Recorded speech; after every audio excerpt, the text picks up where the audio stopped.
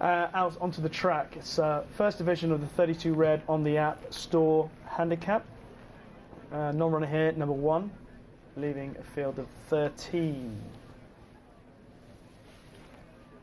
And Tommy's Giel is the 9-2 favourite. Bird for Life 5-1 from 11-2. Spirit of Edinburgh 11-2. Life Knowledge and Too Many Shots 6-1. It's then 7-1.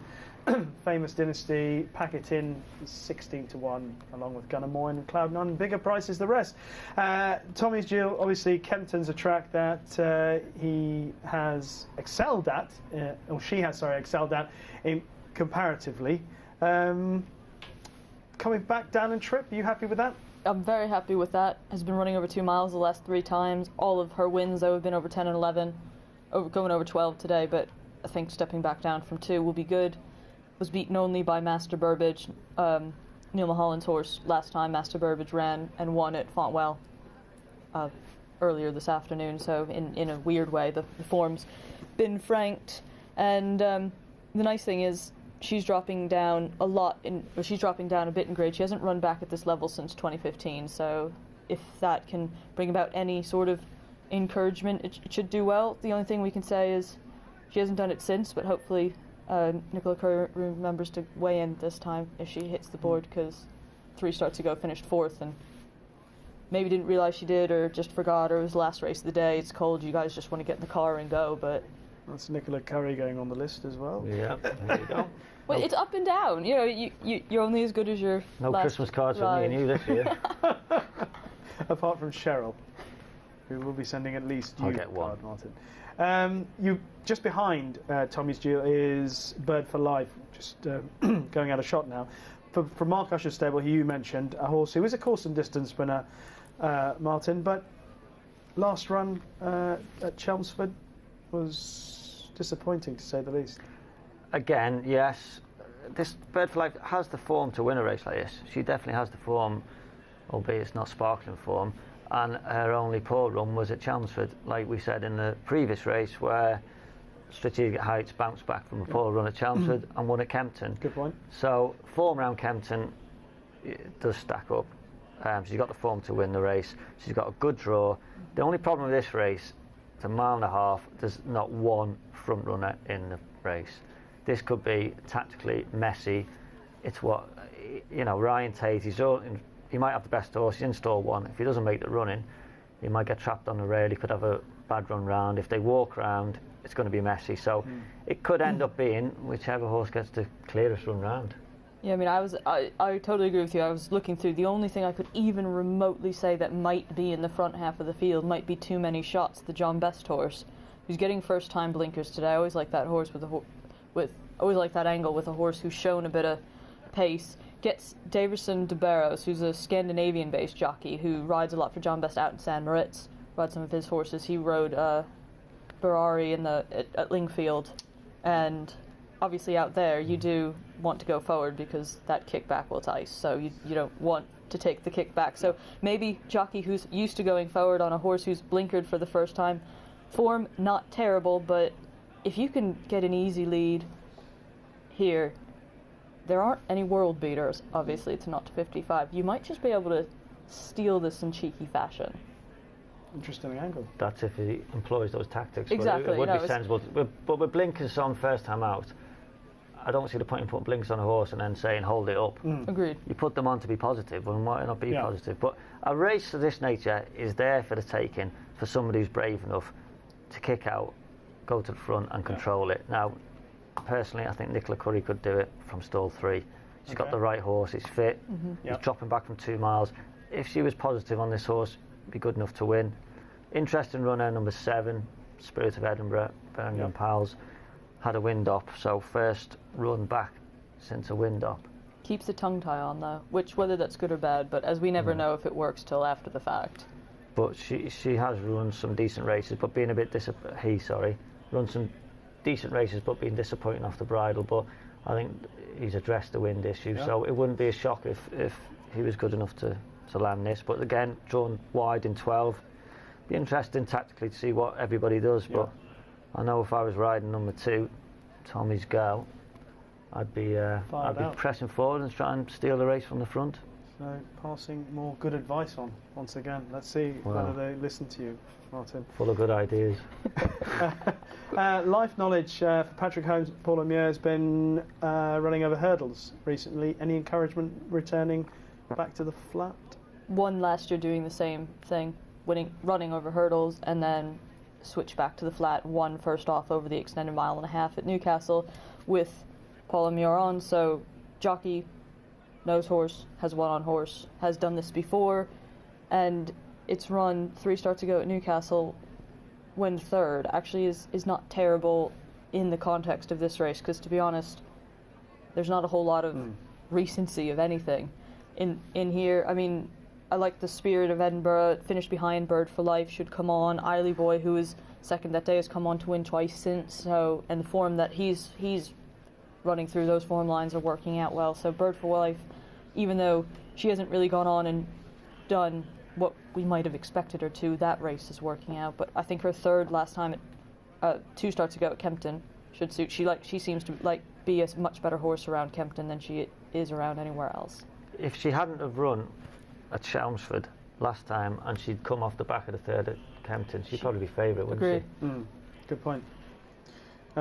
Famous Dynasty, who's also high up in the market at 7-1, still a maiden, didn't run too badly at Lingfield 3 weeks ago, but gosh, remains a maiden, so that says it all for the standard of this race.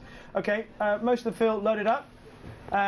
Hopefully Mark was listening in as we put him out of his misery with all those viewers writing in. Bold arrangement, Mark. Yeah, I remember who beat him. He saw the backside of Ferdinand a lot. He beat him as well in the Breeders' Cup Classic. I remember that. They're in the gate, and they're off with 1.5 miles ahead of them, and Tommy's Giel is sent on in the early stages by Nicola Curry in a race that looked rather paceless on paper. Towards the outside, Cloud9 will engage early, so too Katie's Surprise, and out very wide. It's Too Many Shots, lit up by the first time blinkers, and that one will come and pull its way through to try and press the lead. Dropping right out the back of the field early, Bushel is last, and last but one is Awesome Rock. So they go under the wire. They've now got a circuit ahead of them with Cloud9 against the rail, taken on by the free racing Too Many Shots. These now the first two. Katie Surprise just racing in third. Tommy's Giel broke alertly, but now back to fourth position as they go towards the final mile. Gunnar Moyne is racing just in fifth. Pack It In is in sixth. To the outside in seventh is Famous Dynasty. A break then of just over a length back to Bird for Life, who at the moment is racing alongside Life Knowledge as they go down the back straight. Munsarim has only got 3 behind. Bushel is still the back marker, and last but one is Awesome Rock. Well, making ground towards the outside in midfield now is Spirit of Edinburgh. They go through the halfway point. They're still going no great gallop here, and it is on the outside Too Many Shots, and on the inside Cloud9, who are still the first two. Tommy's Giel is on the inside of Katie Surprise. They are in third and fourth places. And then Gunnar Moyne still just in fifth. Pack It In on that one's inside. On his outside is Spirit of Edinburgh, Life Knowledge, and then Bird for Life, and they've run together. Then Munsarim as they go around the turn. Famous Dynasty with a couple behind. Awesome Rock is one of them, and Bushel is struggling at the back of the field. 1/2 mile to go. Cloud9 on the rail. In the two-path, Too Many Shots. The second wave, Tommy's Giel on the rail of Katie's Surprise. And then a wave of 3. Spirit of Edinburgh around the outside of Gunnar Moyne, and on the inside is Pack It In, who may go the way of the cutaway in another half furlong or so. The one who's got the awkward head carriage on the outside, Life Knowledge, not coming on at the moment. Staying on towards the inside, Munsarim, but it is Cloud9 lit up now and has gone clear, but it's now Tommy's Giel who is giving game chase in second. Munsarim continues to stay on back in third. For a long way back is Famous Dynasty. Famous Dynasty could still get involved, and so too Bird for Life. They've got a half furlong to go. Tommy's Giel against the far side rail, staying on. Famous Dynasty towards the near side. As they hit the line, it was Famous Dynasty who have got up in time. Tommy's Giel, and between those two, Bird for Life. Wow, Famous Dynasty under Josephine Gordon for Michael Blanchard has flown down the outside comparatively and beaten Tommy's Giel, who has been in front and had every chance, just folding under Nicola Curry. 7-1, the winner returned. Famous Dynasty. Here we go. We were saying before the race, a maiden. Not for 20 maiden. Let's Yeah, proper maiden. proper maiden. Yeah. Not anymore. Exactly. Yeah. I thought at the furlong pole, you thought it might have been over, Martin. It looked that way. Tommy's Gill had struck for home and looked like he had it in the bag, but to be fair to the winner, finished off really well. Made up a lot of ground. Bird for Life in there too, Yeah. running a much better race at Kempton than anywhere else. But Famous Dynasty was drawn in 13, which I always think the mile and 3 or the mile and a half start's terrible because you've got to get in to go around the turn. So it's sort of like you run a race and then you stop and then you run another race. But Josephine Gordon doesn't really get him in, is 3 wide, a little bit lit up. You can see he's kind of got the jaw cocked to the left. This was him trying a mile and a half for the first time. Obviously that's what it took to win, chopping to the lowest level for the first time. Everything put together. I mean, the horse that we thought would go forward too many shots, he did.